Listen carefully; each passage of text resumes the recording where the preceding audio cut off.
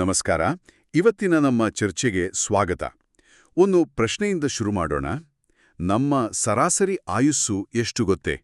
ಸಾಮಾನ್ಯವಾಗಿ 75-80 ವರ್ಷ ಅಂತ ಹೇಳ್ತೀವಿ ಅಲ್ವಾ? ಹೌದು. ಆದ್ರೆ ಅದನ್ನೇ ವಾರಗಳಲ್ಲಿ ಹೇಳಿದ್ರೆ ಸುಮಾರು 4000 ವಾರಗಳು ಅಷ್ಟೇ. 4000 ವಾರಗಳು. ಆ ಸಂಖ್ಯೆ ಕೇಳಿದಾಗ ಒಂಥರ ಒಮ್ಮೆ ನಿಲ್ಸಿ ಯೋಚನೆ ಮಾಡೋ ಹಾಗೆ ಆಗತ್ತೆ. ನಿಖರವಾಗಿ 75 ವರ್ಷ ಅಂದಾಗ ತುಂಬಾ ಸಮಯ ಇದೆ ಅನ್ಸುತ್ತೆ. ಆದ್ರೆ 4000 ವಾರಗಳು ಅಂದ ತಕ್ಷಣ ಸಮಯದ ಕೌಂಟ್ ಡೌನ್ ಶುರುವಾದ ಹಾಗೆ ಬಹಳ ನೈಜ ಮತ್ತು ಸೀಮಿತ ಅಂತ ಅನ್ಸ್ಬಿಡುತ್ತೆ. ಹೌದು. ಯಾಕಂದ್ರೆ ವಾರ ಅನ್ನೋದು ನಮ್ಮ ಕೆಲ್ಸ, ನಮ್ಮ ದಿನಚರ್ಯೆಯ ಮೂಲ ಘಟಕ. ಹಾಗಾಗಿ 4000 ವಾರಗಳು ಅಂದಾಗ ನಮ್ಮ ಜೀವನದ ಚೌಕಟ್ಟು ಕಣ್ಣಿಗೆ ರಾಚಿದ ಹಾಗೆ ಆಗ್ತದೆ.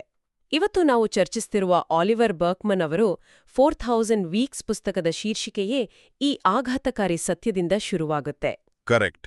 ಮತ್ತು ಈ ಚರ್ಚೆ ಬೇರೆ ಸಮಯ ನಿರ್ವಹಣೆ ಪುಸ್ತಕಗಳ ತರ ನಿಮ್ಮ ಟು ಡೂ ಲಿಸ್ಟ್ ಅನ್ನು ಹೇಗೆ ಖಾಲಿ ಮಾಡೋದು ಅಂತ ಹೇಳಲ್ಲ. ಇಲ್ವೇ ಇಲ್ಲ.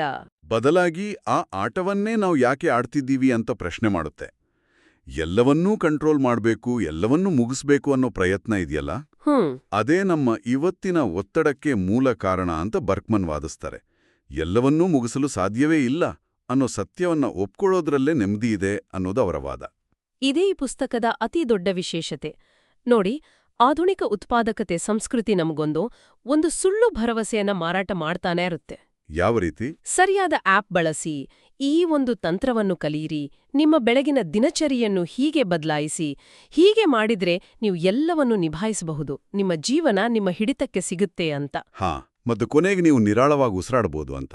ಎಕ್ಸಾಕ್ಟ್ಲಿ. ಆದ್ರೆ ಆ ಕೊನೆಗೆ ಅನ್ನೋ ದಿನ ಯಾವತ್ತೂ ಬರೋದೇ ಇಲ್ಲ. ಅದೊಂದು ಮರೀಚಿಕೆ. ಬರ್ಕ್ಮನ್ ಹೇಳೋ ಹಾಗೆ ಅದೊಂದು ಬಲೆ. ಹೌದು. ಯಾಕೆಂದ್ರೆ ನಾವು ಹೆಚ್ಚು ಪರಿಣಾಮಕಾರಿಯಾದಂತೆ, ಅಂದ್ರೆ ಹೆಚ್ಚು ಎಫಿಷಿಯೆಂಟ್ ಆದ ಹಾಗೆ ನಮ್ಮ ಮೇಲೆ ಹೆಚ್ಚಿನ ನಿರೀಕ್ಷೆಗಳು, ಜವಾಬ್ದಾರಿಗಳು ಬಂದು ಬೀಳ್ತವೆ. ಇದು ಯಾವತ್ತೂ ಮುಗಿಯದ ಒಂದು ಓಟ.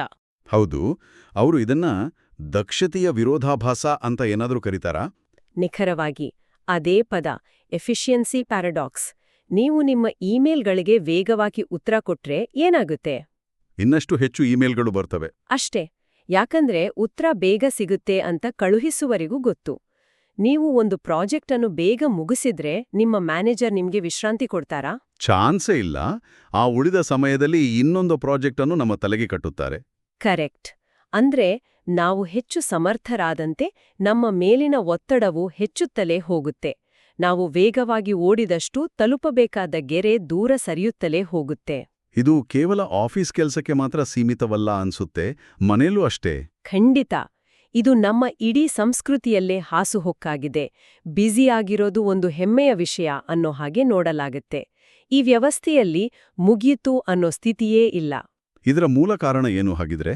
ಇದರ ಮೂಲದಲ್ಲಿರೋದು ಫೈನೈಟ್ಯೂಡ್, ಅಂದ್ರೆ ನಮ್ಮ ಮಿತಿಯನ್ನು ಒಪ್ಪಿಕೊಳ್ಳಲು ನಾವು ನಿರಾಕರಿಸೋದು. ನಮ್ಮ ಸಮಯ, ಶಕ್ತಿ, ಗಮನ ಎಲ್ಲವೂ ಸೀಮಿತ. ಈ ಸತ್ಯವನ್ನು ನಾವು ಒಪ್ಪಿಕೊಳ್ಳೋದೇ ಮೊದಲ ಮತ್ತು ಅತ್ಯಂತ ಕಷ್ಟದ ಹೆಜ್ಜೆ. ಆ ಮಿತಿಯನ್ನು ಒಪ್ಪಿಕೊಳ್ಳದಿರೋದ್ರಿಂದಲೇ ನಾವು ಯಾವಾಗ ನಾನು ಇದನ್ನು ಮುಗಿಸುವೆನೋ ಅನ್ನೋ ಒಂದು ಭ್ರಮೆಯಲ್ಲಿ ಬದುಕ್ತೇವೆ ಅಲ್ವಾ? ಹೌದು. ವೆನ್ ಐ ಫೈನಲಿ ಅಂತ. ಈ ಪ್ರಾಜೆಕ್ಟ್ ಮುಗಿದ ಮೇಲೆ ನಾನು ಕುಟುಂಬದ ಜೊತೆ ಸಮಯ ಕಳೆಯುತ್ತೇನೆ, ಮಕ್ಕಳು ದೊಡ್ಡವರಾದ ಮೇಲೆ ನನ್ನ ಹವ್ಯಾಸಕ್ಕೆ ಗಮನ ಕೊಡುತ್ತೇನೆ, ಹೀಗೆ. ಸಾಲ ತೀರಿದ ಮೇಲೆ ಜೀವನವನ್ನು ಆನಂದಿಸ್ತೇನೆ. ಈ ಲಿಸ್ಟ್ ಮುಗಿಯೋದೇ ಇಲ್ಲ.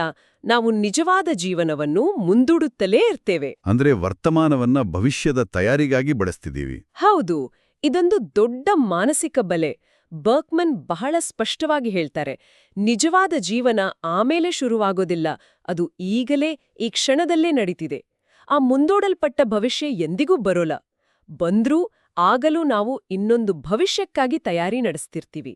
ಈ ಚಕ್ರದಲ್ಲಿ ಸಿಲುಕಿ ನಮ್ಮ 4000 ವಾರಗಳು ಕರಗಿ ಹೋಗುವುದೇ ನಮಗೆ ತಿಳಿಯುವುದಿಲ್ಲ. ಹಾಗಾದರೆ ಈ ವಿಷವರ್ತುಲದಿಂದ ಹೊರಬರುವುದು ಹೇಗೆ? ಎಲ್ಲವನ್ನೂ ಮಾಡಲು ಸಾಧ್ಯವಿಲ್ಲ ಅಂದ್ರೆ ನಾವು ಏನನ್ನು ಮಾಡಬೇಕು? ಇಲ್ಲಿಯೇ ಬರ್ಕ್ಮನ್ ನಮ್ಮ ಗಮನವನ್ನು ಸಮಯ ನಿರ್ವಹಣೆಯಿಂದ ಗಮನ ನಿರ್ವಹಣೆಯ ಕಡೆಗೆ ತಿರುಗಿಸ್ತಾರೆ. ಓ, ಇಂಟ್ರೆಸ್ಟಿಂಗ್. ಅವರ ಪ್ರಕಾರ ನಿಮ್ಮ ಜೀವನ ಅಂದ್ರೆ ನಿಮ್ಮ ಸಮಯವಲ್ಲ. ನಿಮ್ಮ ಜೀವನ ಅಂದ್ರೆ ನೀವು ಯಾವುದಕ್ಕೆ ನಿಮ್ಮ ಗಮನವನ್ನು ಕೊಟ್ಟಿರೋ ಅದು. ದಿನದ ಕೊನೆಯಲ್ಲಿ ನಮ್ಮ ಜೀವನದ ಅನುಭವವು ನಾವು ಗಮನಹರಿಸಿದ ಕ್ಷಣಗಳ ಒಟ್ಟು ಮೊತ್ತವೇ ಆಗಿದೆ. ಇದು ಕೇಳಲು ಸರಳ ಎನಿಸಿದ್ರೂ ಬಹಳ ಆಳವಾದ ಮಾತು. ನಮ್ಮ ಗಮನ ಎಲ್ಲಿದೆಯೋ ನಮ್ಮ ಜೀವನ ಅಲ್ಲಿದೆ.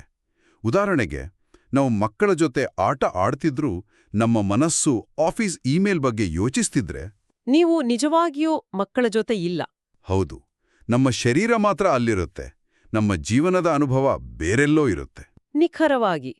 ಆಧುನಿಕ ಜಗತ್ತು ನಮ್ಮ ಗಮನವನ್ನು ಕದಿಯಲು ನಿರಂತರವಾಗಿ ಸ್ಪರ್ಧಿಸುತ್ತಿದೆ.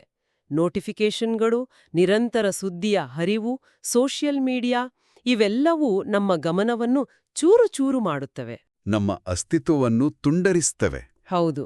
ಇದರಿಂದಾಗಿ ನಾವು ಯಾವುದೇ ವಿಷಯದಲ್ಲಿ ಆಳವಾಗಿ ಮುಳುಗಲು ಸಾಧ್ಯವಾಗುವುದಿಲ್ಲ.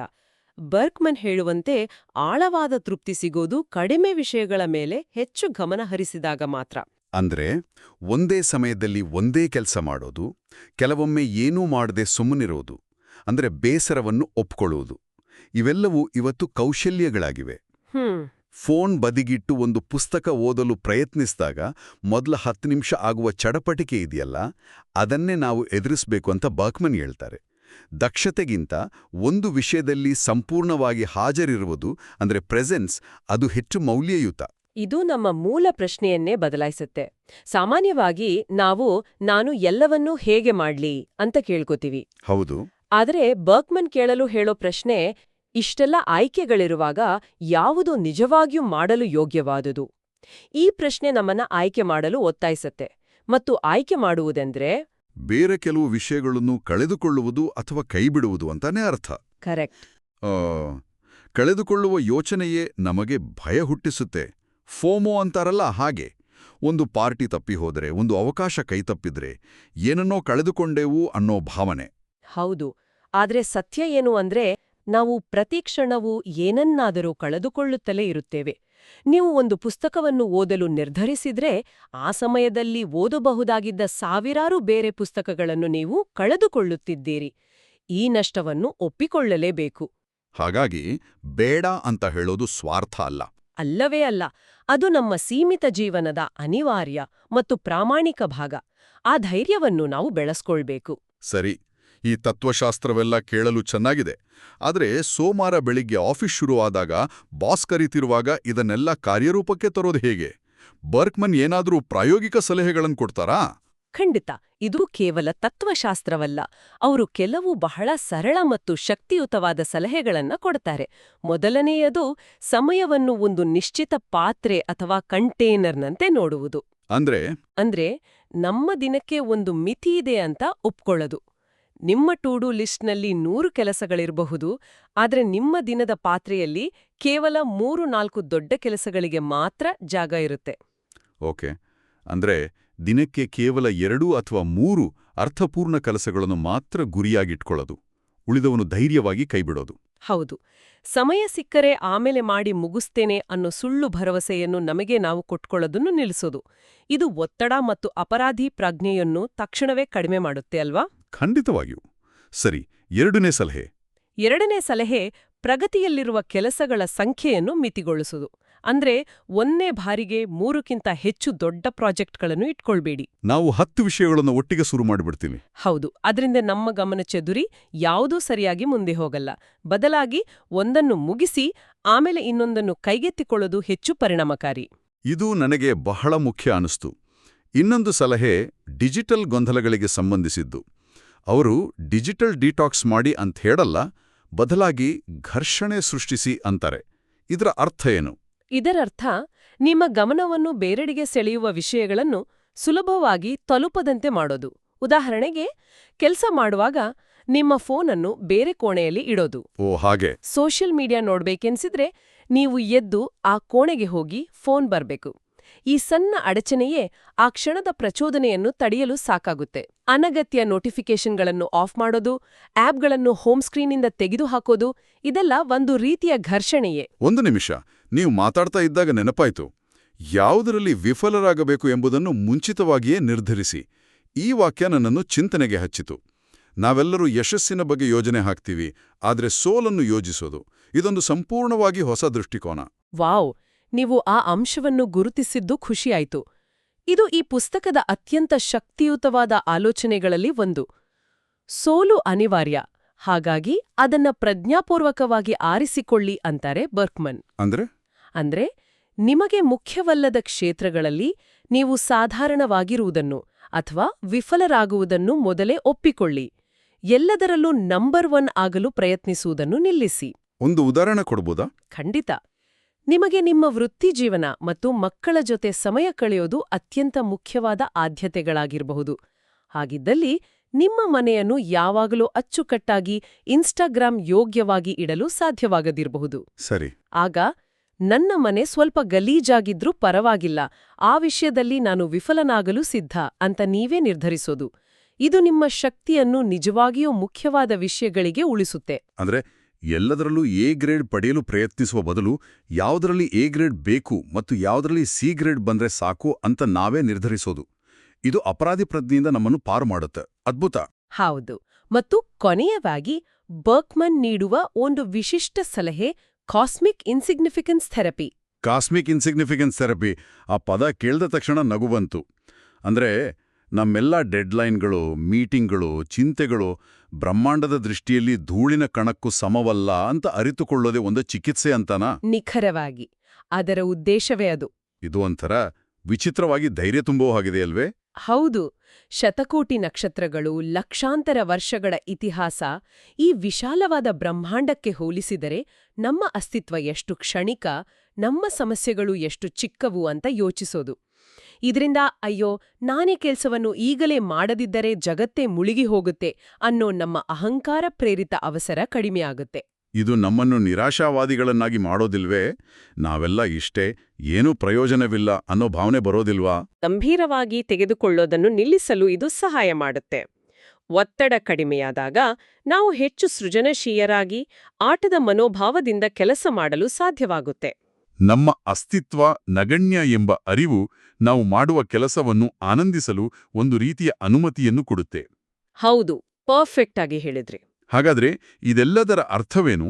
ಒಟ್ಟಾರೆಯಾಗಿ ಈ ಪುಸ್ತಕದ ಸಂದೇಶ ಸಮಯವನ್ನು ಉತ್ತಮವಾಗಿ ನಿರ್ವಹಿಸುವುದು ಅಲ್ಲ, ಬದಲಾಗಿ ಸಮಯದ ಜೊತೆ ಒಂದು ಪ್ರಾಮಾಣಿಕವಾದ ಸಂಬಂಧ ಹೊಂದುವುದು. ಹೌದು, ನಮ್ಮ ಮಿತಿಗಳನ್ನು ಒಪ್ಪಿಕೊಂಡು ಅದರ ಚೌಕಟ್ಟಿನಲ್ಲೇ ಒಂದು ಅರ್ಥಪೂರ್ಣ ಜೀವನವನ್ನು ರೂಪಿಸಿಕೊಳ್ಳೋದು. ಸತ್ಯವನ್ನು ಒಪ್ಪಿಕೊಳ್ಳೋದು. ಹೌದು. ಯಾವ ಸತ್ಯ? ನೀವು ಎಲ್ಲವನ್ನೂ ಮಾಡಲು ಸಾಧ್ಯವಿಲ್ಲ, ನೀವು ಕೆಲವರನ್ನು ನಿರಾಸೆಗೊಳಿಸುತ್ತೀರಿ ಮತ್ತು ನೀವು ಕೆಲವು ಅವಕಾಶಗಳನ್ನು ಖಂಡಿತವಾಗಿಯೂ ಕಳೆದುಕೊಳ್ಳುತ್ತೀರಿ ಅನ್ನೋ ಕಠೋರ ಸತ್ಯ. ಮತ್ತು ಈ ಸತ್ಯವನ್ನು ಒಪ್ಪಿಕೊಂಡಾಗ ವಿಚಿತ್ರ ಅಂದ್ರೆ ನಮಗೆ ನಿಜವಾದ ಸ್ವಾತಂತ್ರ್ಯ ಸಿಗತ್ತೆ.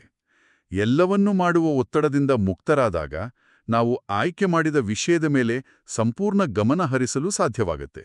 ವರ್ತಮಾನದಲ್ಲಿ ನಮ್ಮ ಜೀವನದಲ್ಲಿ ಹಾಜರಿರುವ ಅನುಭವ ಸಿಗುತ್ತೆ. ಹೌದು.